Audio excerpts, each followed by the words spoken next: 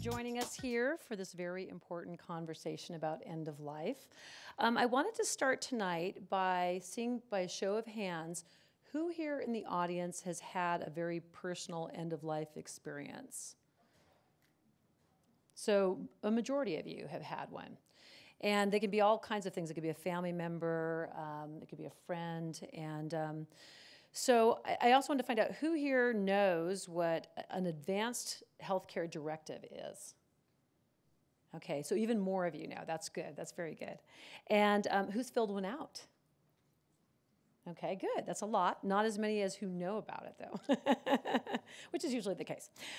So our culture isn't one that embraces talk about death, as you probably are aware. And in the US, we actually avoid conversations about death. In fact, when I'm working on this story, I was interviewing a doctor, and then I went back to my friends. It was during a dinner, and I left the dinner to do it, and I came back, and I said, you know, who here has filled out an advanced healthcare directive? And they're like, no, we're not going to talk about that, you know? And you get that a lot. But it's a really big problem today, especially when modern technology has made it possible to sustain life far beyond a quality life. So we have to make decisions, and a lot of times we don't know, you know, we think life-sustaining treatments, but we don't know what that exactly means. So we're going to discuss that a little bit tonight. And we are having these conversations, which is really good, like this. It's starting to happen more.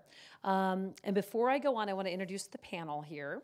To my left is Dr. Ezequiel Casillas. By the way, I just want to point out that the two male doctors on there that flip their descriptions actually are reversed. So Dr. Ezequiel Casillas is the Regional Medical Director for Senior Services at Altamed and for the Program for All-Inclusive Care for the Elderly, known as PACE. His focus is to improve health care delivery to senior populations, and he's done a lot of work with the elderly before all of that. Gloria Nava, sitting next to him, is a social worker in end-of-life care, and Ms. Nava's training is with inpatient palliative care. She's a hospice social worker at Sanctuary Hospice, a nonprofit in Orange County and LA County, and she has her master's in social work from USC. And to my far left is Dr. Yutaka Nihara. He is a professor of medicine at the David Geffen School of Medicine at UCLA. He's also CEO and president of MIS Life Sciences, Inc., and he gets his patient contact on a regular basis as a founder and owner of Hope International Hospice. So please welcome our panel.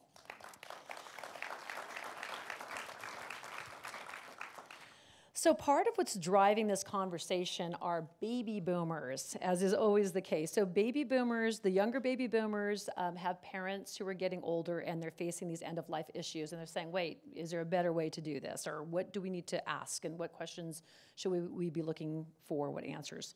And the older baby boomers are also facing end-of-life issues as well. So we're changing things, and having the conversation is important for a couple of reasons. One, they protect your quality of life in the future. Having the conversation now, I should say, is important for that reason. And number two, also very important, they free your family of the emotional burden of having to make difficult decisions at the end of your life, at a time when family's in crisis, and it's just not a good time to be making decisions. So it's a big gift when we do this for our family, when our parents do it for us. And that's super important because a 2011 survey from the California Healthcare Foundation shows that while concerns do vary by race and ethnicity, there are some generalizations that we need to pay attention to. One is that 80% of us say that we want to talk to doctors about what we want at end of life, but only 7% of us have talked to our doctor. So I'd like to see, again, by a show of hands, who's talked to your family doctor about what you want? Far fewer, okay. And another point in that survey was that more than 70% of us want to die at home if we given the choice. And about almost 70%, close to that, are dying in hospitals and nursing homes. And I'm curious too, in this group, who would prefer to die at home versus a facility? So most everybody. Okay, so that's why the conversation is so important. So I wanted to start first with our panelists asking about the cultural differences. What cultural differences have you seen in your practices, and what challenges do they pose? I work predominantly in a Latino, Hispanic type of practice, and we do also work with other cultures as well. But one of the differences we see, we had talked a little earlier, is more differences within the cultures than necessarily between the cultures. So you can get Latino families with wide differences in their perspectives on end of life and their comfort levels as well. The same thing with other cultures. It really is more a case-by-case basis. Overall, there is some literature, though, that certain populations, certain cultures do have a little less comfort. Speaking of the issue, the California Healthcare Foundation has seen that, or has reported that Hispanic populations, Asian American populations have a little less comfort level speaking about the issue. But in general, in the practice, we see wide ranges across the board. And one thing you had told me, too, that I thought was interesting was sometimes in the Latino population, you tend to see that the adult kids don't want their parents to know the prognosis so much. Was that what you were telling me? There are cases like that. Again, there's wide variations, but there are definitely cases where the kids feel that there's some things that they would prefer not to be told to the family members at end of life, and it raises some real ethical issues and more issues depending on the cognitive status of the patient, because that is the initial person that obviously you have to respect their autonomy, unless there is some type of cognitive deficit where you do use the family members as the surrogate decision makers. Okay. And then we'll just go down the line. Ms. Nava. Well, can you repeat that question? I apologize. So that's okay. I'm just curious, in your practice, what kinds of differences do you see among people? Is it cultural, or is it? The way you define culture is important. It could be either socioeconomic, it could be religious, it could be regional. Even into the area where I work, Orange County, there's different portions of Orange County where people have higher socioeconomic status, and in turn, they may feel, for lack of a better term, entitled to receive better quality of care. So the discussion towards hospice and end-of-life care is not as easily spoken about in the household. So they might think they want more medical intervention, right. You're saying. So there may be more futile treatment. I mean, that could be said for any culture across the board, but that's in my experience.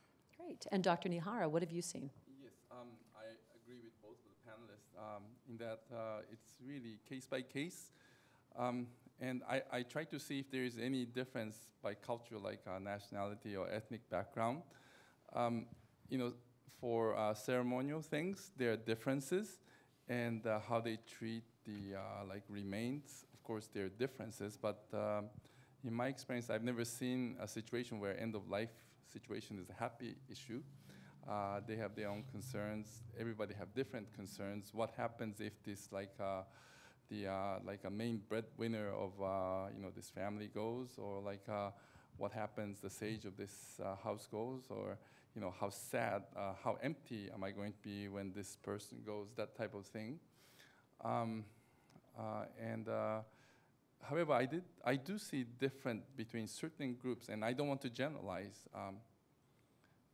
Better the relationship of the family member or friends to the person who are about to be deceased, they seem to have easier time letting the person go. Whereas, again, I may be generalizing, but I've seen this. I've seen many cases where a friend or family member who hardly ever contacted the father or mother or any other family member, when the time comes suddenly, they want to take control of everything, and they want to blame everything to everybody else, including medical care people, almost as if this person is trying to purge his or her own a guilt for not being there for this person. And I've seen this multiple times. So yeah, culturally, to summarize, I've seen mostly ceremonial differences, but really case by case. And the biggest difference that I saw were how close the relationship was, even if the person is not physically present, how often they communicated or how much they thought of each other, type of thing, made a big difference. I'm wondering too if geographically living in the Los Angeles area, Southern California, there's a big emphasis on living forever. There's like these clinics that popping up everywhere about, you don't have to die. Actually, they're not saying that necessarily, but pretty much they're saying that, you can stay young forever. So there's this cultural thought, and I'm not sure if it is more of a geographical deal, but do you deal with that in your practices? Well, yeah, I certainly have met people who think that they're not going to die forever, even though the person has a stage 4 cancer and can hardly walk and breathe. Sometimes you have to prepare these people for, what's what's coming. But I don't know if it has to do with any geographical area. Of course, the mass media has a lot to do with these things too, and of course the culture surrounding them, or just the lifestyle surrounding the person may have a lot to do with it. But when the time comes, almost everybody, they seem to know. They seem to know, and they want to deny it, but when the time comes, they know. I've met a lot of time. I've had many people say that I'm ready to go. Just keep me comfortable, or I don't want to go. Keep me alive. And the person probably is saying that because he or she knows that the time is coming. There is a lot of data on, not necessarily in the PACE literature at least, geographic differences, but rural versus urban. So there seems to be a higher prevalence of those posts being filled out or advanced directives being completed, and even the decisions within the post being more conservative and comfort care when they are closer to end of life, depending on if it's rural or urban. Urban being much more heavy based on interventions and sometimes a futile care. And there is literature that does support the more specialists there are in a certain geographic area, the more there is at times futile care and increased days in the hospital at end of life, increased ICU days at the end of life, and those types of things. Yeah, I was understanding too that I think that is a function of when you have specialists deal with body parts, the heart, the liver, whatever. So they're coming in looking at a patient, I imagine, who, they're looking at their liver or their heart, and they're working what we can do to take care of that, versus maybe what you're doing, Ms. Nava, which is looking at the whole patient when you're dealing with the social work aspect, right? Right. And to go off of what Dr. Casillas was mentioning, it's also accessibility. So if you're in a community and you're at an income level where you're less accessible to all these specialists, you're more likely to come to these end-of-life discussions at a much more rapid rate, more abruptly, because at that point you have already developed whatever disease may have been brewing in your body. And so at that point it becomes more, I'm bringing it back to the socioeconomic portion of it, but I feel like it really does have a lot to do with socioeconomic status and the availability of the resources in their area. Yeah, and having a family practice doctor or having a medical home, as it's called too, is helpful in that the doctor tends to know you more than a specialist might, and knows your lifestyle, your desires, how you would want to live. But again, having that conversation with the doctor is very important, and having it memorialized, which leads to the next topic, which is the legal aspects of making sure you get what you want at the end of life. And so there's two important documents that you want to deal with. One is the Advanced Healthcare Directive, and this is mine. I just started filling it out. I actually have one buried in my garage someplace.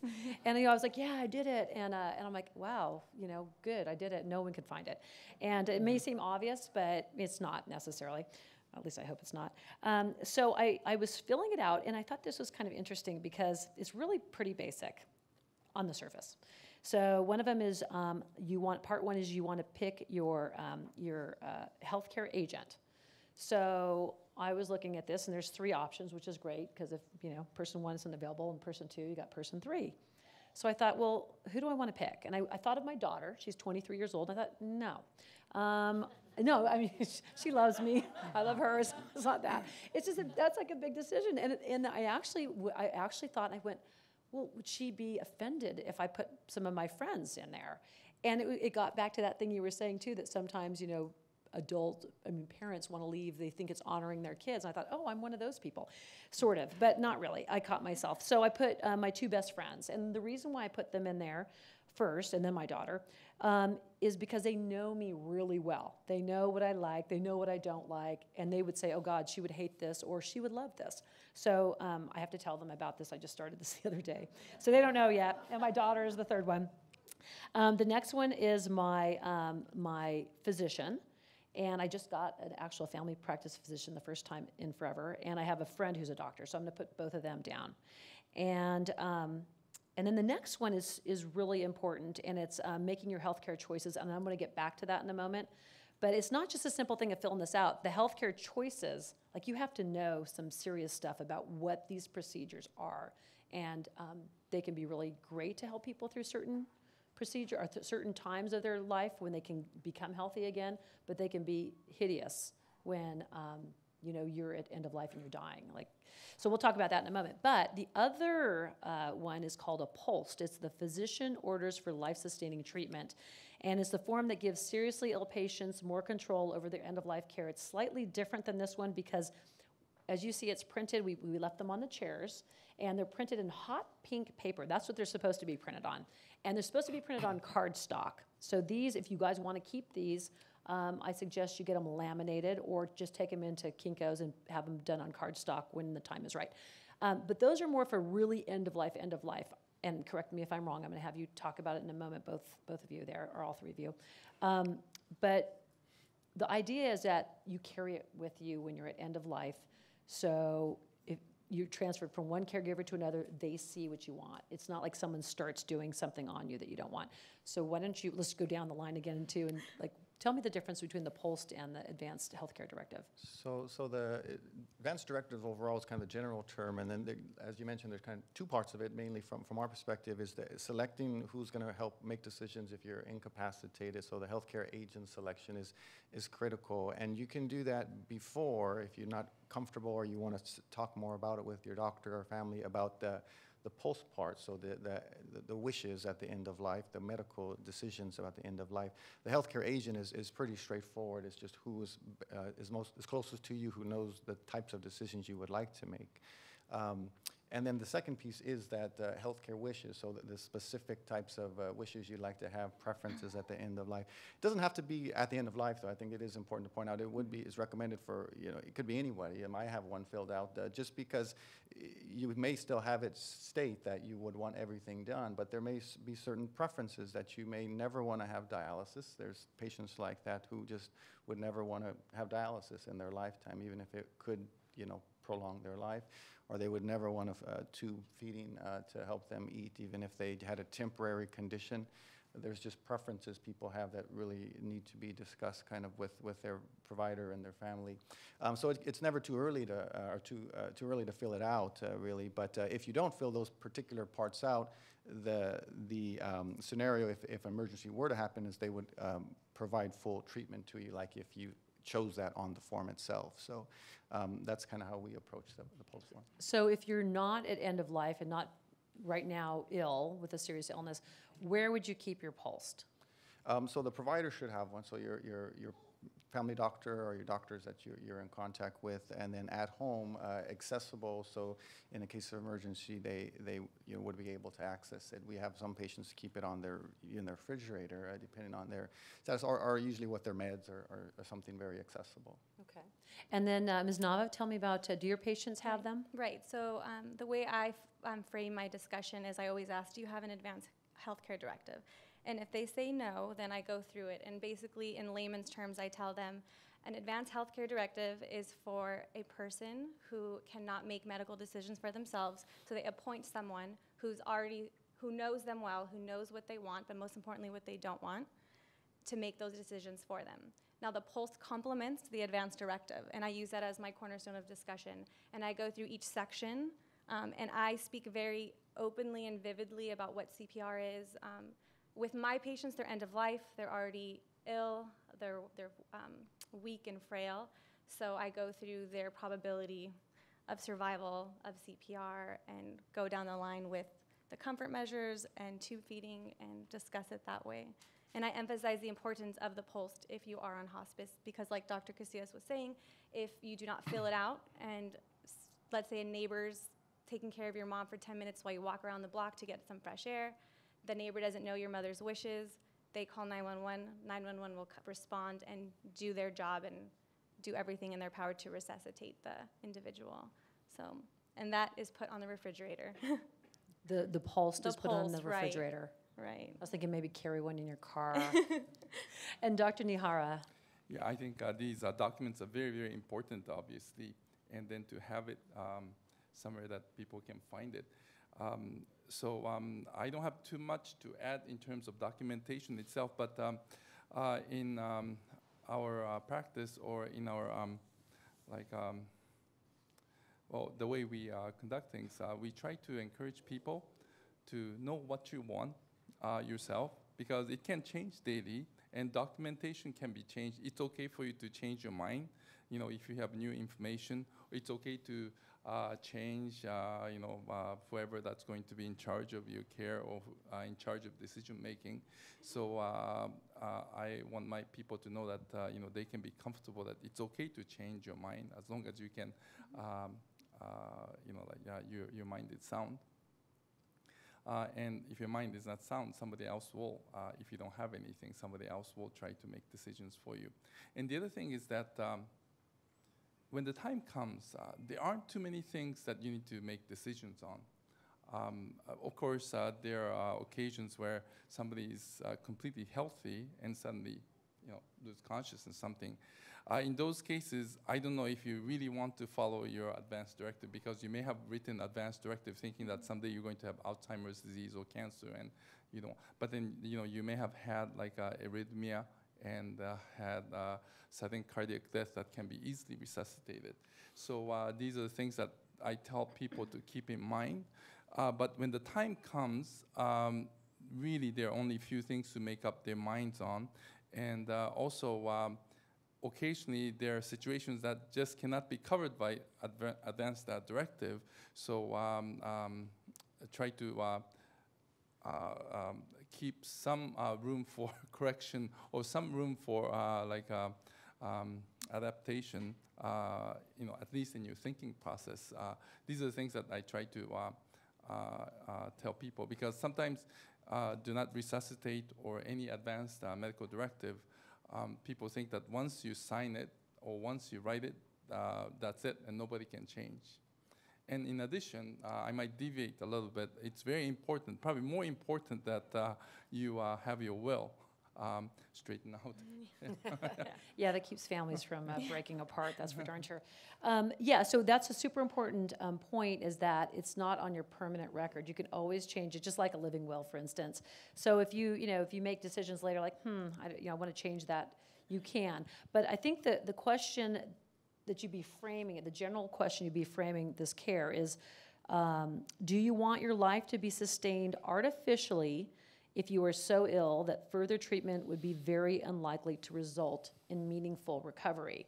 So, okay, that's one question to think about. And some people, for instance, I have a friend whose 90-something-year-old father-in-law was going to have open heart surgery. I'm like, really? Why would you do that? And I said, I started talking about this is, he's going through the surgery at the end of his life, and the answer was because he wants every single day possible with his grandkids. Okay, so that was his decision. He did go through it. He barely recovered and he died. So I don't know if it was worth it ultimately to him, but it may have been. So you have to really think about, and that will change too. At age 40, you may say no way, but at age 90, you may say, oh my gosh, yeah, I need to impart some more information or something to this kid, or whatever. But so the questions are, for instance, let's talk about CPR. So CPR, you see it on TV. Usually it's some like hot paramedics, or if you're a woman, you notice those things, who are taking care of you, and you're on the verge of death, or you've died for a couple minutes, and you come back, and you're like, oh, thank you. But when you're elderly and you're frail and you have conditions, CPR can be very ugly. So what are some examples for the frail who have CPR? What could happen to them? Well, just to touch on that misconception, I think it's important, and that's, I think, what we all talk about with those patients in those discussions, that there has been kind of studies on that. The actual ER show in the 90s, and Chicago Hope are the other ones, and they showed that about 60 or 70% of people did get resuscitated from CPR, and most of those left the hospital. But in fact, in the studies of elderly, frail patients, nursing home type of patients, that it's really only about a percent, or in some cases 0 people make it out of the hospital. And even those that do, 50% of those would regret it. So they would not have wanted to have been resuscitated. So I think those are things that are critical to be aware of the actual outcomes of what happens during CPR. So I mean, rib fractures, those types of things, just the traumatic pressing on the chest during that time. But more so, I think what people are worried about is what happens to not having circulation to the brain or other organ systems. So functionally, they're not the same typically after resuscitation, and cognitively, there's usually some changes, declines. So people really have been shown to regret it in many cases. And in those cases of nursing home types of patients, or even just hospital-bound, nursing home-bound, they typically do not survive the CPR.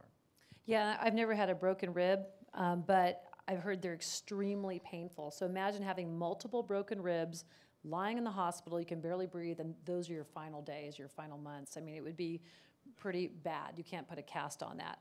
Do you have any other thing to add to that? I mean, medically, I do not, but for me, it would come down to quality of life and having the individual define what is quality of life, because, like he was saying, recovering from broken ribs and all those wounds that come along with it is very uncomfortable. And so would someone rather be in excruciating pain, maybe would only survive X amount of time longer, or would they rather allow the natural process to occur? And then I want to move on to intubation. So you have to say, okay, do I want intubation? And I say this because there's a doctor out of Massachusetts General who had a patient, and he was asking her these questions, what do you want? And he happened to take her to the ICU, and she saw someone being intubated. And she said, she said earlier, well, I don't know what that is. And he said, well, I'll show you. She goes, well, that I don't want. And so actually seeing these things is really important. And this doctor has created these videos. We're going to be doing a story on those, and we'll have them posted on our site so that you can actually look and see what the procedures are, and you can actually show a loved one and say, do you want this or this? Yes, no, boom, boom, and you can mark it off. And it's super important to do it that way. But let me ask Dr. Nihara, what is intubation? Intubation is to put these plastic or latex tube into your breathing pipe. And when you do it, usually you either injure, inflame the vocal cord, and it stays there for a while. So sometimes you have to do it so quickly that you do it while you're awake, and it's very uncomfortable. To place it can be quite painful. Usually in a controlled situation, like if somebody is going to surgery, then we try to sedate them, and they don't know what's going on. But when we have to intubate in a CPR situation, then we have to do it quickly. So then sometimes, sometimes these people are half conscious, sometimes not conscious because the heart is not moving already, or sometimes they are quite conscious and they're having difficult time breathing, and we place it, but it's very, very uncomfortable. But then, if that's going to save life and provide meaningful years after the procedure, I think it's worth it. But it's being done just to, fulfill the either living will or advanced medical directive, even though there is, it's completely futile, then I think it's complete waste. Yeah, futile is the word, because all of these have definitely, they're medical technology that save people, and they're extremely important, and but used correctly is the key. So I want to touch on a couple others, just so we know, because these are things you'll see in your advanced care directive. The respirator or ventilator. Tell me what some of the issues are with that, and I'll have Dr. Nihara. Dr. Nihara, okay, go ahead. Yeah.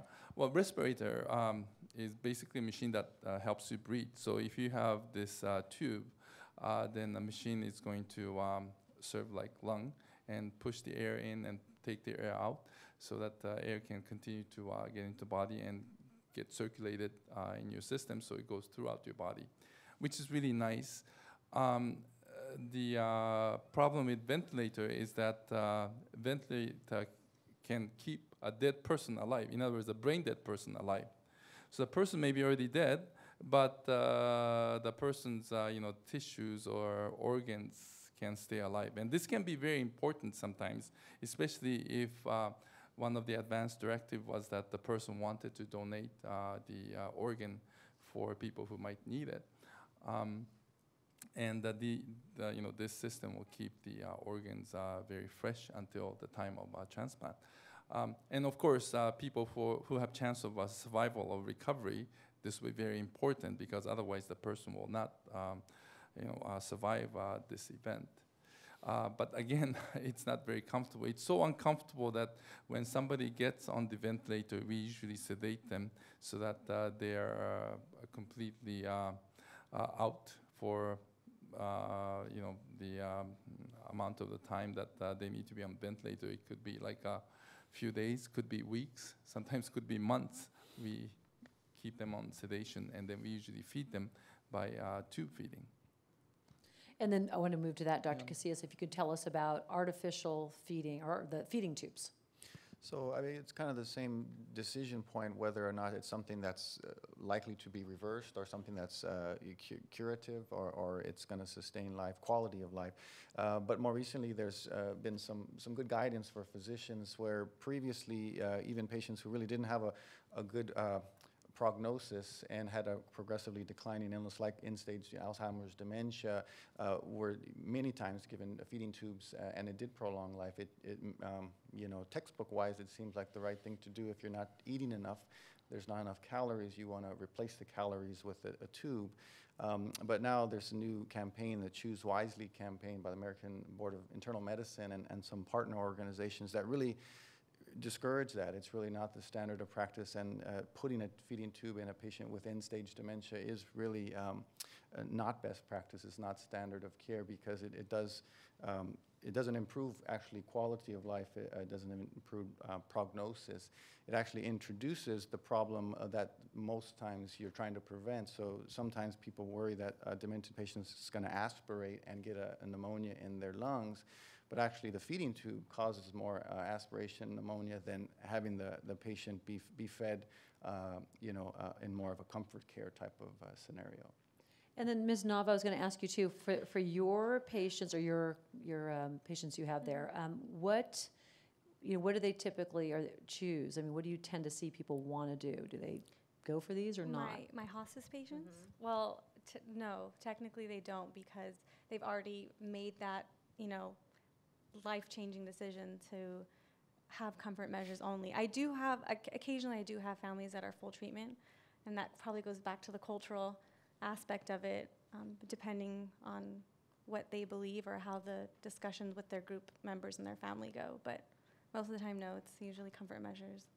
And we also have in the audience, we'll hear from a little bit later, is Dr. Ken Murray, who wrote a great article called How Doctors Die. It went viral. I don't know if you guys have read it, but it's really interesting. And we'll have him tell us some of the highlights of what he knows. But, one of the things I do sometimes, if you're ever in a pinch and you have a loved one, and you don't know what to do, they haven't left a directive, and you're trying to figure out what to do, I mean, what I do on other issues is ask my doctor, well, what would you do for yourself? And what would you do for a loved one? And you might get some interesting answers. Or even if you're trying to figure this out for yourself, if you're not sure, you could ask your doctor, what would they do? Because they see it all the time, and they know it firsthand. So I wanted to turn to some other options that we have at end of life. And we wanted to talk first about what the distinction is, and this is for you, Ms. Nava, first, on palliative care and hospice care. So if you can tell us the difference between those. Well, hospice care, and please correct me or add to this if you would like to. Hospice care aims towards providing comfort during end of life. It does not, let me back up. It provides quality and comfort and gives the patient dignity and respect. So we are going into the home, and we're bringing that philosophy into the home or into the assisted living or into the skilled nursing facility to give that patient the best quality of care. that includes pain and symptom management. Palliative care, I don't know if you would like to kind of speak on that, Dr. Casillas, and tell us the difference. Well, palliative care is kind of a loose, a lot of different types of definitions depending on who you talk to. It's more of a concept that is definitely a part of hospice. You try to provide the palliation, so the comfort measure type of improvement of symptom management, but it's not just in hospice care. It really is something that all doctors really do on a day-to-day basis, some more than others, but it's really the focus of improving palliation of symptoms and improving symptom management. The other distinction is that hospice is an actual benefit usually. It's a Medicare benefit and a benefit usually of other health plans, even commercial health plans, whereas palliative care is not as well funded in this country, and that's one of the kind of trends that more groups are moving towards, providing more of a benefit of palliative care to the patients, even beyond the hospice benefit, because the hospice benefit is typically limited to a 6-month life prognosis. So palliative care obviously can benefit much more than just those patients at the very end of life. And so that's the kind of distinction we always use as well. And do we have Dr. Pamela Close in the audience as well? Okay, so she's here too. And Dr. Pamela Close is a palliative medicine specialist from USC. So we got some good people for you to talk to too afterwards. So I was curious, in the audience here, who's familiar with hospice? Who really knows what hospice is? Okay. And who else thinks that hospice equates death at the door? Yeah, that's really a common belief, because actually I had thought a lot about this too, and I had thought that way too, and then I had a story I did, and I was sharing with the panel earlier tonight that it was one of the most uplifting stories I had ever done. This was when I worked in PBS, and the people were just so spiritually grounded and happy, and the families were happy, and they were doing this way before the last days, last hours. I think a lot of times, hospice is called in because people don't know to call it in, and they call it in at the very last minute. So we think hospice is at the door, I'm dying. And it's, actually, didn't you tell me, Gloria, that you've had patients Graduate from hospice? Tell us about that. Right, well, because it's research has shown that the earlier someone does enroll into hospice, their pain and symptoms is managed much better, so their quality of life levels out, and they don't necessarily get better, but they feel better, and so the decline is not there. Therefore, because of the Medicare benefit, we would have to disenroll them. But yeah, it is really interesting because their needs are being met. Otherwise, they're going back and forth to the hospital, and their needs may not be getting met as quickly as a hospice staff would be able to reach the patient. And Dr. Nihara, how do you talk to your hospice patients, like prior to hospice? Do you talk with them as well? Yeah, I do. Well, this is something that everybody have to face, end of life. And like Dr. Casillas was saying, hospice, well, it's a care for end of life. That's how this was formulated at first, but it's more of a insurance term now for Medicare. And I tell my patients, hospice has this connotation, hospice equal death type of thing, but it's really a privilege, because if you're qualified to be in hospice, you get all the attention that otherwise the patient could not get, and the chances are the quality of life will improve. And as Ms. Nava said, we do have I wouldn't say majority of patients, but the number of patients who actually disenroll from hospice, for a period because they feel so much better, and the other people who, because they're on hospice, certainly the quality of life improves. But sometimes I believe that their quantity of life also improves too. And this I observe from some of the patients. We think that they're doing so well, and that they have gone way beyond what we had initially anticipated, and the patients seem to be okay with a certain regimen of medicine. So we had disenrolled some patients, even though they had like a terminal cancer. We thought that they'll be okay for another 6 months or maybe a year. So we disenrolled, but within a month, we had occasions where these patients just passed. I don't know what happened. So I'm much more conservative in discharging some of the patients who look really good, even if they look really well. I don't know if I answered the question, but anyway, I try to explain to the patients.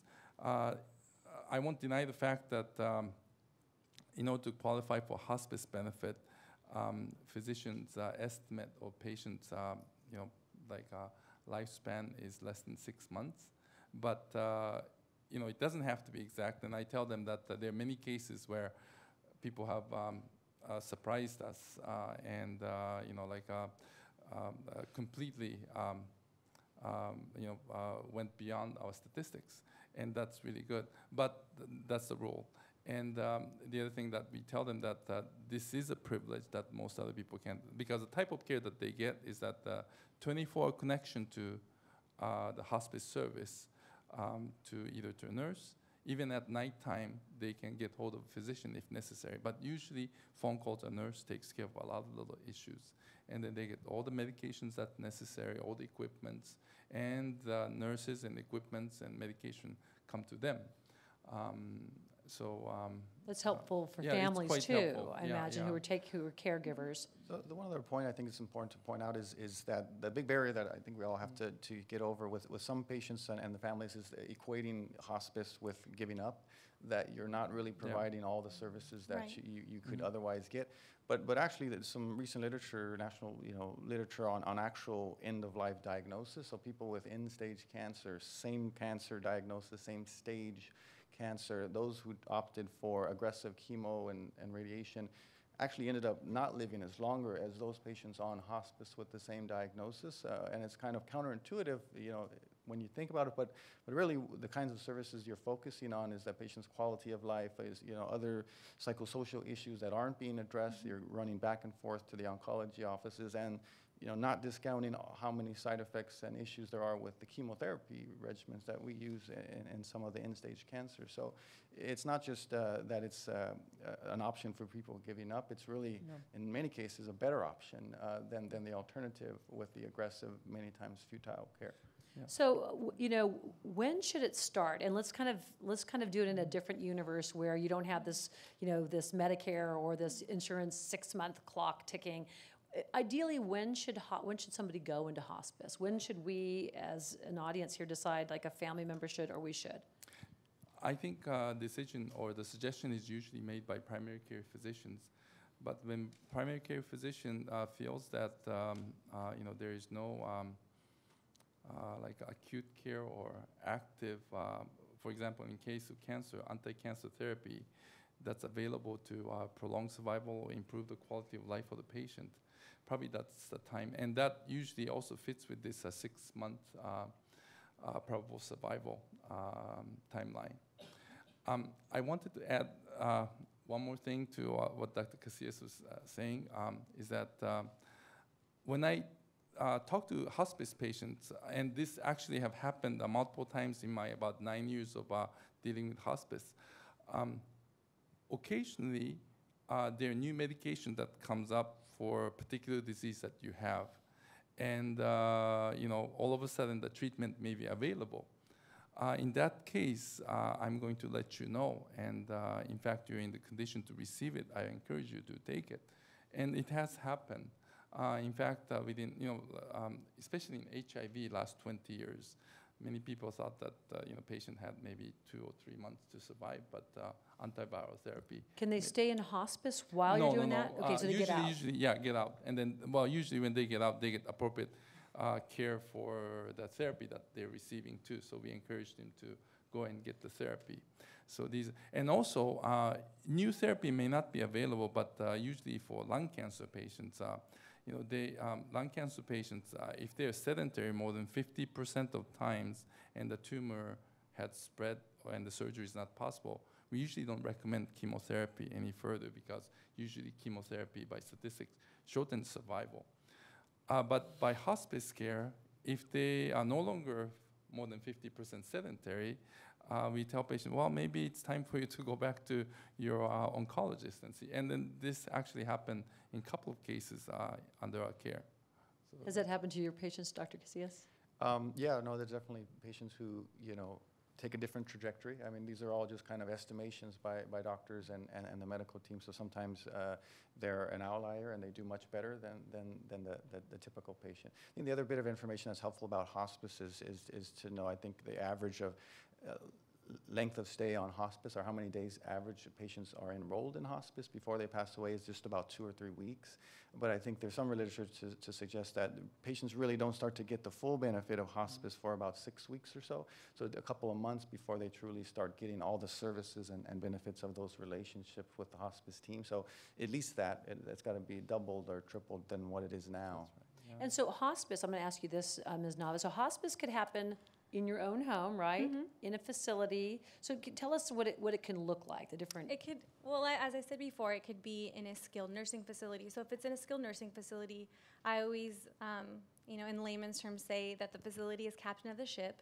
They're there 24 hours a day. They have eyes on the patient. We come in and supplement the care, and we create an integrated plan of care to have this cohesive relationship to care for our patient. In a home setting, the family and or a paid caregiver is the primary caregiver, and we also come in to supplement the care. We can come in anywhere from 2 to 5 days a week. There's always as-needed nursing visits. I always base, based on our census, I always base my patients at least 2 times a month, but depending if there's any psychosocial issues going on, financial issues, any meetings, family meetings that need to be moderated, I'm there. It could be as much as 1 time a month. It's very comprehensive with the chaplain, with the bathing aid. In an assisted living as well, it's very much similar to the skilled nursing facility setting. So what does your typical appointment consist of when you're dealing with somebody? Like Right. that? Well, during my initial visit, I assess for all psychosocial needs, any mental health issues, any financial issues, housing issues, risk for caregiver burnout, risk for bereavement. That's my first visit. And as each visit goes on, I always let the families know that it's a general check-in, but I'm really assessing for constant needs, constant psychosocial issues, depression, caregiver burnout, all of those things. And I try to really make it general conversation. Families do not want someone to come in and get Freudian with them. So I really try to keep it, as simple as possible. And so are you finding now too, both of the doctors here, when you're dealing with patients, are they more open to hospice now? Is there a cultural shift where people are understanding it better, or does it take time to have this conversation? Again, it's case by case. Some want to have hospice, and some really resist hospice because they think that that means like everybody's giving up on them, like Dr. Casillas was saying earlier. So those are the patients that I try to explain. Sometimes, I can explain in 10 minutes. Sometimes it takes an hour. But at the end of explanation, I would say 95% of cases will, well, more than that, maybe say, let me try and then see what happens. And once they try, they're really happy about it because of interaction with, usually, or at least in our hospice, nurses are quite dedicated. I don't know if that's the nature of the people who really, and then social workers too.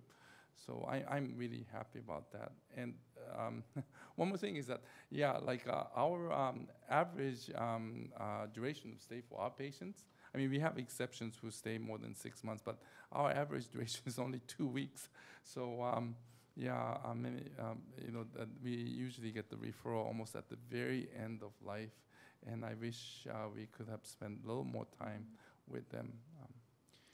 I agree with Dr. Nihara that it is kind of a mix depending on the circumstances of the patient. But the other part of it is a lot of doctors just aren't comfortable talking about it themselves. So, patients are very open many times, and you could fumble your way through the conversation and just bring it up. And the patient will sometimes be more comfortable than the provider. So as a provider, profession, we do have some work to do on training all the providers to be comfortable with that kind of conversation. So last month, you may have read or heard on KPCC that the Los Angeles area, about 12 healthcare providers, USC, UCLA among them, have joined to create guidelines for doctors to have these conversations. And I just did a story that aired day before yesterday on the challenges that doctors have having these conversations. So it's really good to know. It's going to be actually on our forum webpage. You can link to it and listen to it. And these are doctors who actually help write the guidelines. And interestingly enough, they still have challenges having this conversation. It's not just because maybe it's because they're a doctor, it's even harder. One doctor had said in there too, we're trained to, keep people healthy and keep them alive. And he says, we don't like to admit that our patients die and that we die. And so, so it's one of those things, again, that you can't leave in the hands of your doctor to take care of. You've really got to go there armed with information about what you want. Dr. Close was among those I spoke with, and she gave an iceberg analogy. Patients come into the office, they see the tip of the iceberg. Below the water is where the real stuff lies.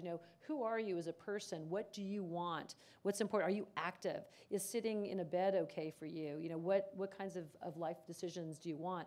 And it's really stuff that you really got to think about. And you want to do it when you're healthy and you're cognizant, and when you're not, at death's door. It's a much better time to do it. And it's, like to take this directive and sit there. I thought, I can fill this thing out, and I probably should have it done before I go and talk to people about how they should fill it out.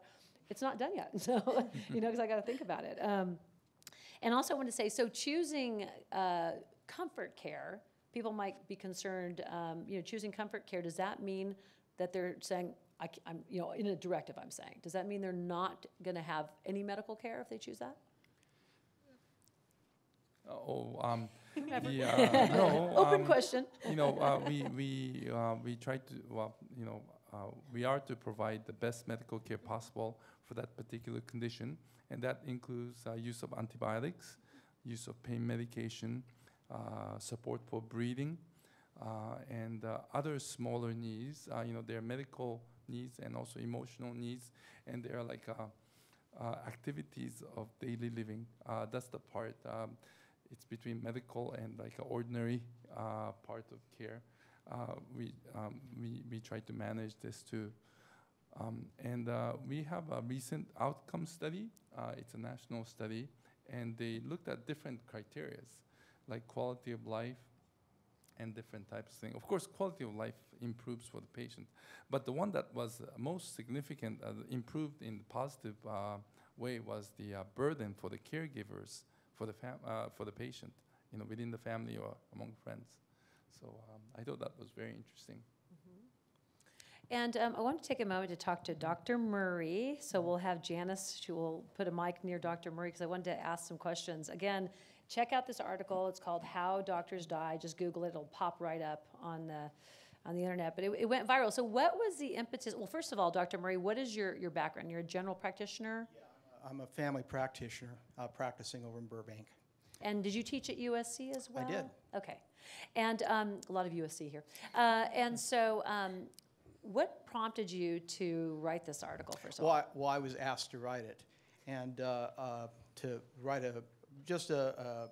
something on end-of-life issues, much like you're doing today.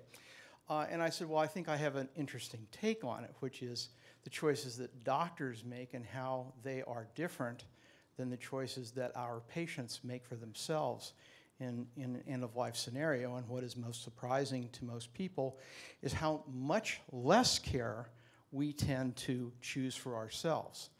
And it's because I'm convinced, because we have decades of experience of seeing what a good death is like and what a bad death is like. And the aggression that can be generated, as you said, Stephanie, with the technology, is the technology has gotten in advance of our ability to make decisions.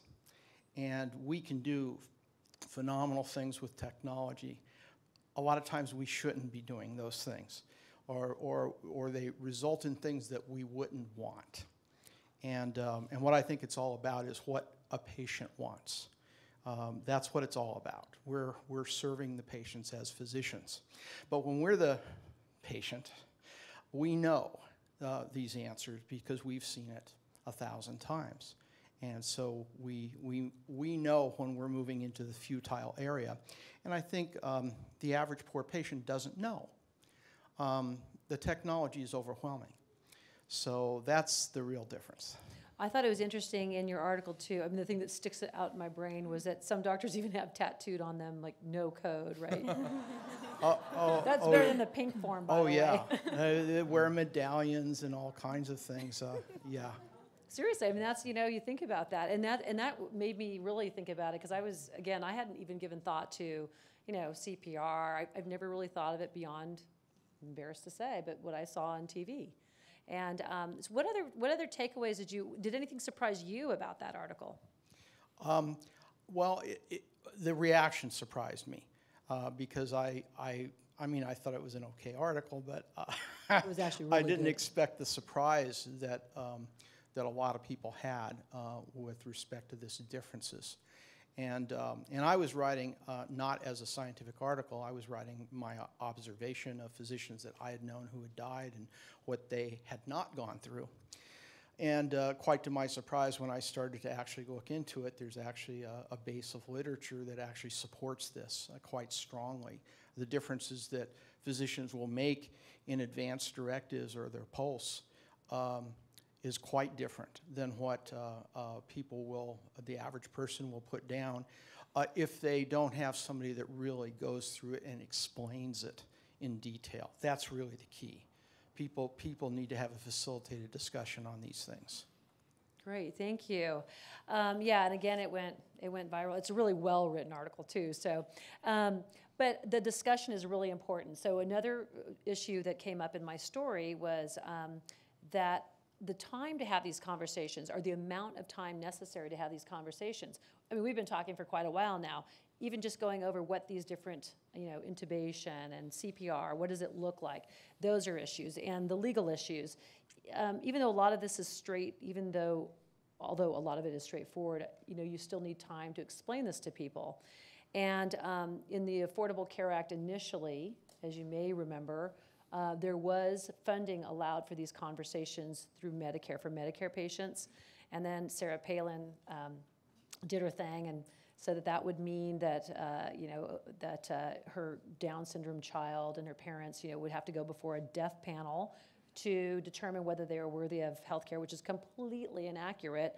And so, not to get political here, but that was wrong. It wasn't correct. It was really to provide some funding so these conversations could be had. And there is a movement underway right now, again, to get that back, quietly, to get it back on the table so that doctors can have these conversations, because they are time-consuming, and you really can't squeeze them into, a 15-minute doctor's appointment, I imagine. Yeah, no, these are discussions that we try to prepare our doctors to have over time. It is unfortunate in certain circumstances, for example, nursing homes, there is kind of a mandate to have them done really quickly when patients are admitted, to have those in place. And unfortunately, many times they get selected with things that maybe aren't appropriate for that person's circumstances. But the fact that it has to be completed on a certain time for a deadline for the process is that it gets done, and it just gets done the way those our options are selected. But we try to have our providers go over it over a 6-month period. Some of them are real easy, and patients have their own preferences right up front, but many times you have to guide them through. And there is some recent opinion articles and kind of editorials about how we should be discussing that with patients, how doctors should be discussing that. Most of the times in the past, it's been just, these are the options, you kind of choose for yourself. But because it's such a difficult area for the layperson to really understand all the consequences, there is a movement to have providers more give our preferences. What would be our recommendation? Just like we would give a recommendation regarding this medication or this procedure, we should also have a preference of what we would think we would want to do, and to the doctor's point, what we would do in our scenario. I think that would provide a lot more information for the patients and their family to make an informed decision, rather than what happens most times is they just take it home and fill it out, and many times it's sort of not reflective of what the doctor would recommend for them. Yeah, it's not. It's something you want to do and have. Again, it's all about conversations. And the other thing I wanted to make sure to bring up is that there are great resources out there right now on the internet that you can find. There's a lot of organizations that are providing, step by step and ways to get the conversation started. And again, it's kind of awkward. I don't really know how to do it yet. I bombed the other night after I interviewed Dr. Close, got to my little dinner party and I was shut down. But I think it's more of like a technique on how to do it. So we'll be talking about that in another story, I'm sure, but once I learn how.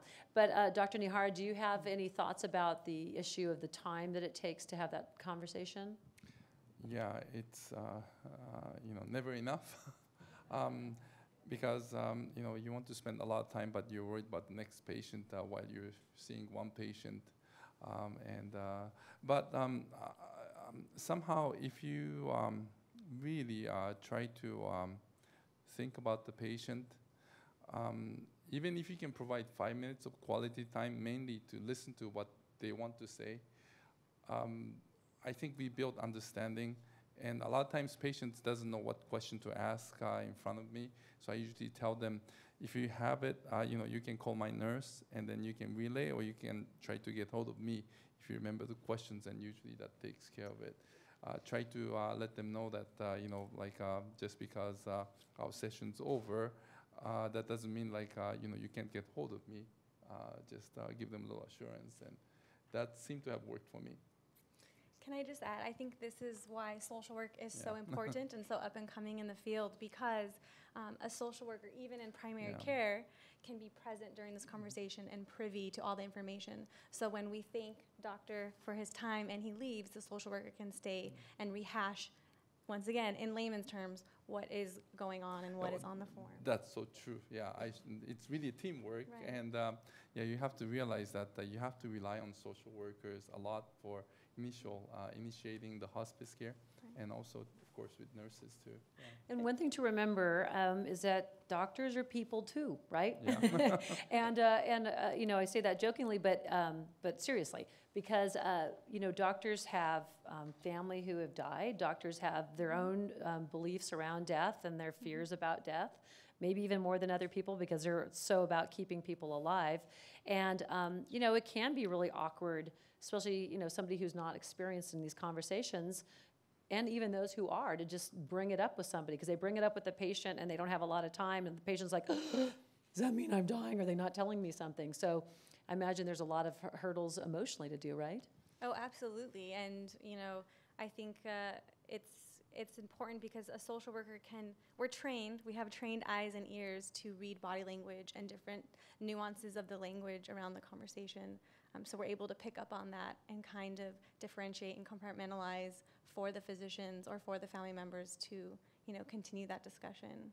And before we go to questions, I wanted to ask you, so Dr. Casillas, is it hard for you to have that conversation? Is it emotionally tough for you to have that conversation? At times it's difficult. I think though it's obviously part of our responsibility to really avoid kind of looking some research before the talk, and part of the Hippocratic Oath is really that, to avoid futile care, avoid over treatment and things that cause harm. And not having those conversations obviously will lead to those types of things that are futile care. So, to your point, when you have these conversations and you bring a family kind of full circle to kind of their perspective on meaning of life, whether they're in hospice or not, they're not really negative conversations. It really is a positive experience to the point of a good death versus a bad death. Those good deaths are not negative at all. They're some of the best experiences you have as a provider. Yeah, that's a really good point. There are good deaths, and it sounds counterintuitive. I wanted to say too that another point, which is worthy of a whole nother story on our part at KPCC, is the cost of dying in Los Angeles is one of the most expensive cities to die in, meaning you get a lot of care here. I think it's $115,000 on average, but it can cost hundreds of thousands of dollars at the end of life for this care. And on first glance, you might say, well, that's okay, it's great care. But there's study after study now that's showing that the amount of care you get is directly proportional to the pain and suffering that a patient feels, which is extremely counterintuitive. But we're spending a lot of money at the end of someone's life for stuff that's making them, in many cases, miserable and in pain and not doing anybody any good. So it's an interesting thing. So it's sort of like when you do the right thing, whatever that right thing is for you, and remember it's different with every single person here, it's different. But when you do the right thing, it tends to actually also, save money in our STRAP system. And again, money is always so taboo to talk about because we don't equate, well, I can't afford to live, so I'm going to die.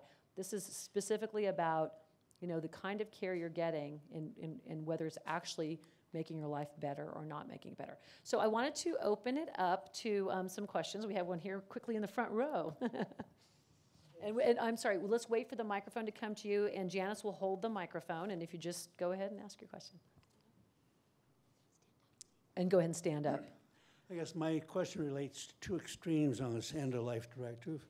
The first is there's some people that may decide they don't want to go on way before a doctor thinks that it wouldn't be assisted suicide in a sense.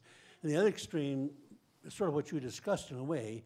They may put in the medical director something that would bankrupt the whole system to keep them alive. And there has to be some ends where you just ignore these or override them, and how is that done? I will jump in here quickly to say this, that doctors are not legally bound to provide fetal health care. So they're not legally bound to do it, but I'll defer to the doctors here and see what you do with that. Yeah, I mean, I think those discussions definitely come up, especially in the cases of a patient who is getting what's clear to the medical community as futile care, and how much we are able to provide in those cases. Many times there are support, for us. There's ethics groups at the hospitals that have some guidance about what are the appropriate steps in those scenarios. But I think, from my perspective, I think there is more and more support for providers, especially who work in this type of area, to really hold your ground about what is appropriate and what's not appropriate, especially in those cases. Now, I was really happy to find that there are these Choose Wisely campaigns that are nationally published guidelines of what is appropriate and what's not appropriate, especially at the end of life. And hopefully there's more and more guidance out there for providers so that there is more education that we can provide to patients, so it's very clear that we're not really withholding care. We're just providing the right care at the right time in certain circumstances and not recommending the wrong care at the wrong time. So those are hopefully things that will be getting more and more traction in future years. And Dr. Nihara, do you have anything to add to that? Well, yeah, I just hope that, I wish that many people think like you, and then a lot of issues be resolved. And I think the way to have people understand a lot of things are not only futile, but causing pain and suffering, not just to patients, but also to the family and to the economy, is by permeating knowledge or teaching them. Assisted suicide is, of course, illegal, but in palliative care and hospice care, they set guidelines. If somebody is in severe pain, we could give mild or like a moderate amount of sedative so that they will have some pain, but they can continue to eat and drink and feel the pain and live longer, versus you give enough pain medicine so you're not causing patient to stop breathing, but the patient won't be awake enough to eat or drink adequately on their own.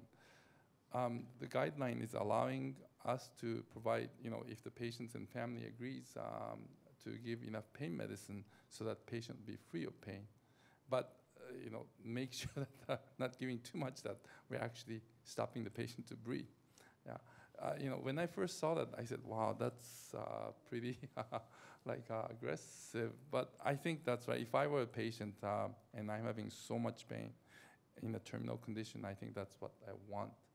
So things are changing both in the provider side and also on the receiver's side.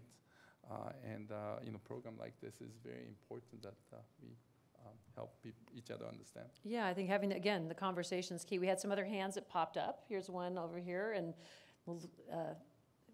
yeah, why don't you go ahead? Oh, I see. Thanks, Janice. As a critical care nurse for over 30 years, I've seen and I helped patients over thousands of times. And I'm a clinical nursing professor in a nursing school.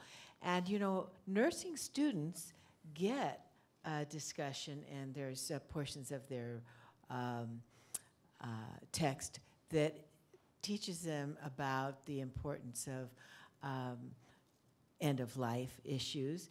And I would like to ask the two physicians, what do you think it would take to have physicians be given this same information? Because truly, working in many different critical care units, it's usually the physicians that won't step up to the plate and explain things to the family members. So you're talking about in med school, for instance, what Yes, so that's wonderful. I'm so happy to hear that you're having this discussions now about end-of-life care and futile care, and is it the right thing to do?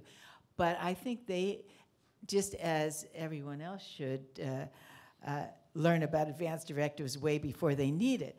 I think it's really important that medical students learn the importance of standing up for their patients' and they care. actually are starting to, correct? I think it's probably more widespread than before, but there are certain, definitely schools that you can go through, mine included, that probably didn't have as much as you probably would like to have regarding palliative care options and hospice and end-of-life types of choices. But I think even the other disciplines in our program, we work with social workers, nurses, all types of interdisciplinary groups, and just some are more comfortable than others talking about it. Physicians in general, I think polls have shown that in general, doctors aren't comfortable with talking about their own mortality. So it is very difficult for them to have the conversations with others if they don't have those conversations about themselves. So definitely I agree that there's more training that could be had at all levels of training. And as we start asking doctors more about this stuff and they go, God, I don't know what to say, there's going to be more of a pressure, more pressure going on to start changing the curriculum. I think we had a question over near Janice here. Okay. Hi there. My name is Jenny, and I had a question when you guys were talking about having the pulse laminated on the refrigerator and all that kind of stuff. Could you have a copy of it on your phone? Would that be legally recognizable? Because if everyone has their phones on them, if you have a photo of it, and oh, I see. Like, take a picture I of mean, it. I would take a picture of it and keep it with me. Actually, that's a great idea. I mean, that you would have. I guess the idea more is that you aren't aware to say, hey, here's my phone and check out this picture I have. You're out of it. So I think that more, or if or if somebody knows that that it's on my phone, I think then that way you don't have brilliant. to deal with carrying this piece of paper around. As an addition, Yeah. What do you think? I mean, I don't know all the specifics of the medical legal requirements, but I know that the pulse, it doesn't have to be on a pink form. It doesn't even have to be on the kind of cardboard form. It's recommended. But you could have it on, white sheet of paper. We fax it into, between our, facilities. So yeah, it may be perfectly feasible to do that. I think anyone who recognizes it as a pulse form and are able to enlarge it, and the physicians, I'm sure, would obviously know what it is. That's why the pulse is trying to be across the country and different states very standardized, and that's why the different states have chosen colors to make it standardized. So I'm sure they would be recognized for your wishes being respected. And it can't hurt to have multiple locations for it, but I love that. I think that's a great idea. Yeah. And I think you probably want to have the information as to where the original is. Right, exactly. Right. Yeah. And we have some questions. Okay, let me do, okay, Janice is pointing them out, so you guys don't get mad at me. Hi, I'm Dixie. Are physicians bound to follow your wishes? If you end up in a hospital, for example, where your physician doesn't have privileges, do the physicians at that hospital have to follow your wishes? The medical team, if you have a pulse and it says certain, you have your certain preferences, the medical team has to abide by those wishes, or there are legal ramifications for that. A particular provider, though, if they have certain preferences about what they feel is appropriate, they're not bound by their own medical legal limitations to provide the treatment. They have to provide another, feasible option for another provider to provide that service to you. So there are some ways that physicians, if they don't agree with a certain treatment practice, don't have to abide by it, but they have to provide coverage for it, from my understanding. But if you have the form and it says don't do this, that's a legally binding document that has to be followed. Yeah, people have been charged with assault for doing things that are against the patient's wishes. So. And we've got a question back there. Hi, my name is Jill, and I'm a hospice worker. I literally left the bedside of a dying patient before I came here, whose questions were generally of a spiritual nature of what will happen to me, will I go to heaven? However, I didn't hear this really addressed in our discussion tonight. Can you guys speak a little bit more on that? Will we go to heaven? I'm not sure. But no, that's super, I'm joking, but that's super important because that's the part of hospice that's so pivotal. That's when I was mentioning in the story, everyone was so grounded, and it was because they had this peace.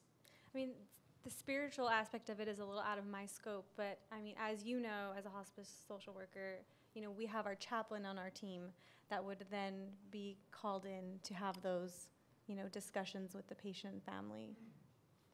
Yeah, that's one of the beautiful aspects, I should say, of hospice is that you have it's so balanced. You're touching on all aspects of someone passing through, and I think again the folks that I met who were had opted for it, they took full advantage of it because whatever your beliefs are right now, it sometimes changes. As you approach end of life, and you're really looking at things through a different lens. We had a question up front, Janice, and. Is it okay if I answer that last question a little bit? Yeah. Oh, yeah. Go ahead and do it. Let's do that. Yeah. I think like if you're a hospice worker, I've been asked that kind of question where I don't know the answer to, and but the answer is very, very important to the patient at the moment. It may not always work, but I just turn around and ask the patient, what do you think? And unless the patient tells me something negative, I just agree. Yeah, I think so too. If they think they're going to heaven, I mean, this is not really a cop-out because that's what they believe. Then I agree. But if they say like, I know for sure I'm going to hell or something like that, then I said, well, I'm not really sure about that. I mean, because I'm not. Yeah, I mean, it sounds really funny, but at the moment, it's really, really important for the patient. And, I wish chaplain could be there or social worker could be there, but the fact is, patient might die in like, hour, and we don't have enough time to bring them.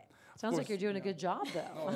Yeah, but these are the things. In other words, what I'm trying to tell you is that, I've learned over the years, key in hospice is to try to listen to them and try to let them talk.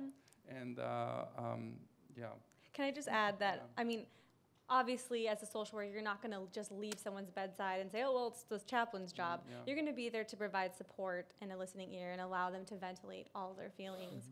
But when it comes to those definite questions like, am I going to heaven, am I going to hell, just like Doctor was saying here, you're there to listen and not necessarily agree or disagree, but to be that supporting person in their life at that moment. We're going to do the question here that we got close to a moment ago. Yeah, we'll do both right here. That'd be great. Hi, I'm Patrick, and Dr. Murray alluded to something called a happy death. I'm 60 years old. I've never been close to anybody who's died or been close to dying. I'm just wondering what the medical profession considers to be a happy death. Well, I think it kind of gets to the question just previously. It depends on the scenario. There are certain kind of pathways and approaches that myself and our team kind of focuses on, and there is kind of guidelines for providers out there that have curriculums that teach providers how to address these issues. But we try to bring patients full circle to whatever is important to them. So it may be for a certain person just pain control at the end of life. It may be spirituality, existentialism. It may be, coming to terms with their family or having social support or finding some meaning at the end of life. There's 5 or 6 different categories that certain trainings have that you focus on, but it's really individually bringing that patient to a full circle about what's important to them at the end of life. And it may be those things that we talked about, but for some patients it's as simple as financial. I want to not have my family owe anything at the end of life. I may not want to have to be in pain at the end of life. It's probably as varied as what makes us happy in life. So it's those things. If family makes you happy, if having your finances in order, or all those things, it's probably all those and having that at the end of life. Do we have time, Janice, to do another one here?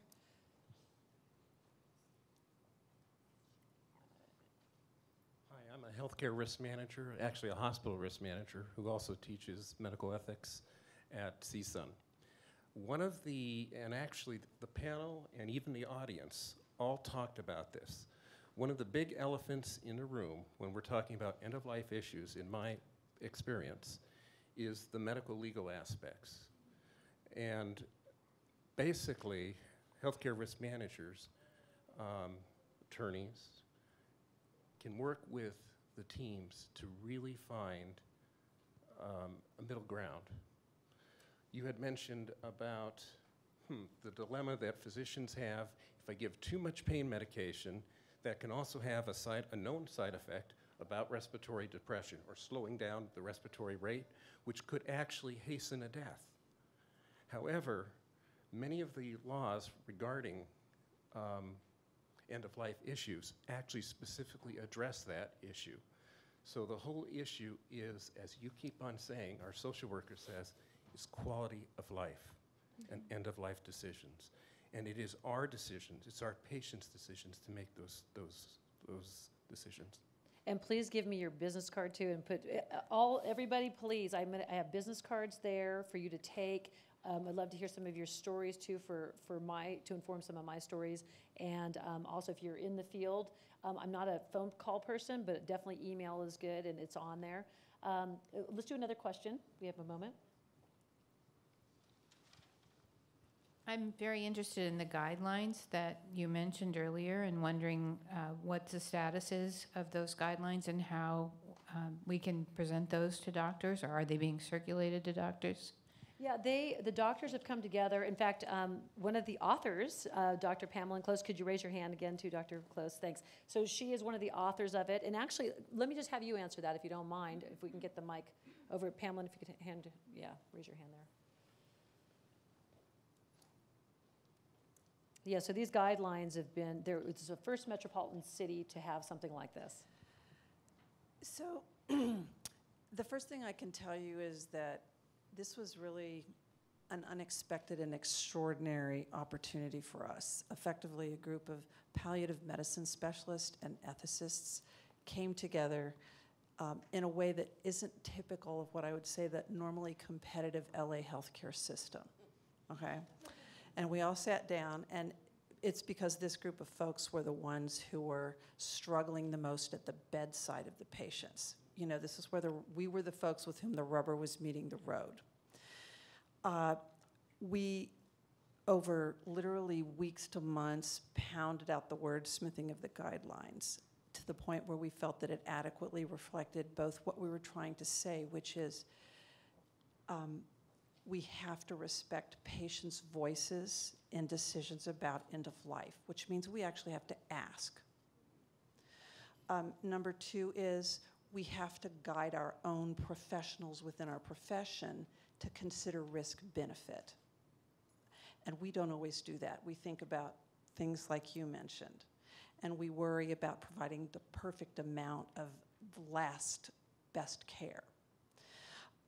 Right now, the guidelines sit in homes in each of the institutions, which are basically all the major medical centers.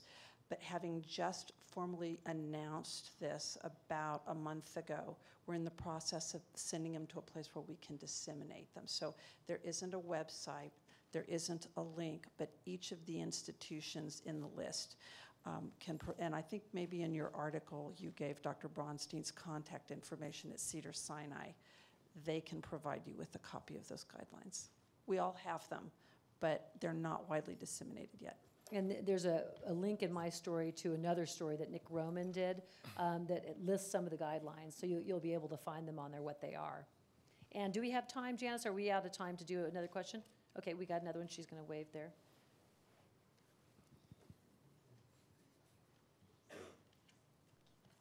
Hi, my name is Ashley, and I'm going for my MSW. I want to work in a hospital, and in my field work, I've seen in hospice care as well as in hospitals that one of the biggest issues is, even despite having the conversation about end of life, that the family tends to fight the patient's wishes a lot, what's on paper. And I've seen, very bad situations personally and professionally, and I'm wondering, how do you go about moving forward with that, or even preventing that despite having a discussion about the patient's wishes? Because at that point where the medical staff is that patient's advocate, so how do we move forward with that? That's a really good question. I've seen that up close. Well, as a social worker, you will always be the patient's #1 advocate.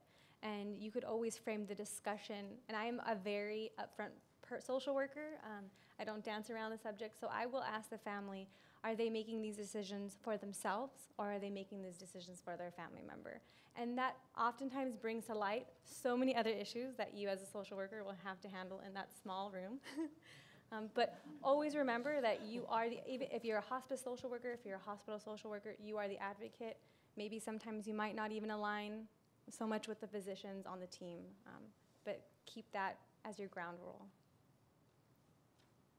Okay, any more questions? Can we squeeze in another one? I'm looking to you for the, okay, so right over on, yeah.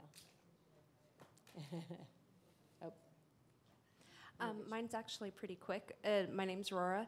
I'm wondering on the pulse, can you reference that on a medical alert so that it can then be found, the fact that one exists, and maybe where to find it or the phone number of who would have it? I'm not sure of the details. I'm sure it could be. A lot of things could be put on the medical alert, but in those cases, for sure that the doctor would have one, so the primary care physician. But yeah, it I'm sure can reference that. I want to say that I believe there's a pilot program somewhere where that was brought up as a discussion. I want to say it's somewhere in Oregon, because they're obviously much more ahead with the pulse form than we are here in California. So that's actually something that we should look at. Yeah, in and again, California. the key thing too is making sure your doctor has it, and if you are or your family member is facing end of life more immediately, the reason why it's hot pink, again, it's not legally required to be hot pink, but it's hot pink because it's visible, and it would be card stock so that it can be taken with you to different doctors and facilities, so you have it so that, again, if there's somebody, like you pass out in a hospital, way, and someone starts to give you CPR, but you didn't want it, it would tell them what you'd want. So, but your advanced care directive, you want a family member or a good friend to have it, or maybe even a few. There's not real strict parameters. It's just thinking about, how you would how your wishes would be viewed. What the easiest way for them to be viewed would be. Okay, we had a question over here, and if you want, the woman who's there.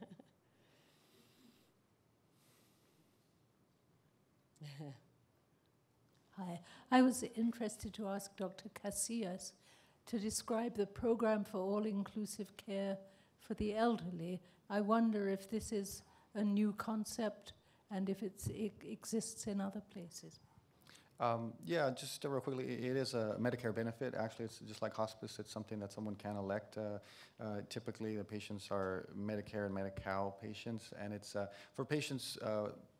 We kind of explained it prior to hospice. There are patients who typically have a 3 or 4 year life expectancy and have frail conditions that make them nursing home eligible patients, and we provide full all-inclusive care, medical care, and the long-term care support services to provide not only medical but palliative type of care at those last 3 or 4 years of life.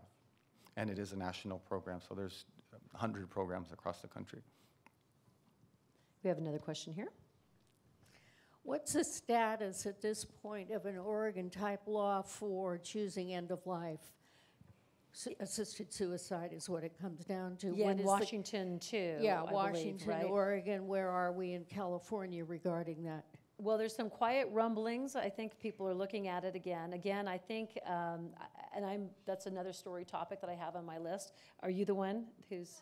Yeah. Okay. So we have somebody who can actually answer that because she's working on a campaign. Hi, my name is Mary Beth, and I'm here tonight on behalf of Compassion and Choices, Southern California. It's legal in 5 states. New Mexico is the most recent, and we are here in Hollywood and Northern California to work on a Death with Dignity campaign. And we have a 5-year plan in order to legalize aid in dying, which would allow an adult who's mentally competent, who has been diagnosed with a terminal illness, to self-administer a hastening prescription. Yeah, so again, I think it's the issue of, this big mass of the population, this bubble, that's the baby boomers are looking at ways and things are starting to change. So that's going to be an interesting, it's a very, very charged topic, of course, so it's going to be very interesting to see what happens with that. And do we still have time, Janice? Okay, one more, so we'll take the woman here in black, I think it is. Hi, I'm still a little unclear on the PULSE versus the advanced directive. Is the PULSE about making specific decisions about specific situations, whereas the advanced directive is about appointing an agent to make decisions that the PULSE doesn't cover? And if you don't have a PULSE, as I can't talk my parents into doing one, but you have an advanced directive that makes the spouse the agent and they happen to be there in the emergency, can they tell the emergency team what to do and what not to do? Well, the advanced directive, you can add to it. So there's certain questions in here and you can add to it, but the PULSE is a little bit different. Yeah, the one distinction that does come up in practical circumstances is you can pretty much choose everything you would in a PULSE in your typical advanced directives, and there are many different formats of the advanced directive, but there are certain circumstances where emergency medical personnel, for example, won't honor another type of advanced directive form, even though that may or not be correct. The PULSE is, because it's so widespread and standardized, it is a document that they are obligated to abide by. So in those circumstances, we always recommend to have the PULSE. Even if you have an advanced directive and it says the same thing, it is a good idea to have the PULSE form there because it is a standardized form in California and many other states. And the way I look at it is sort of it's that interim. So as you're on your way to the doctor, or as your parents are on the way to the doctor and they're in the ambulance, let's say, that they're not getting CPR if they don't want it, or they are getting it if they do want it, right? Right. Okay, well, thank you so much. I think that is the end of our time. Again, I would love to have your names if you wish to chat with me at some point about stuff or just share a story. And thank you very much. Give yourselves a round of applause for being here.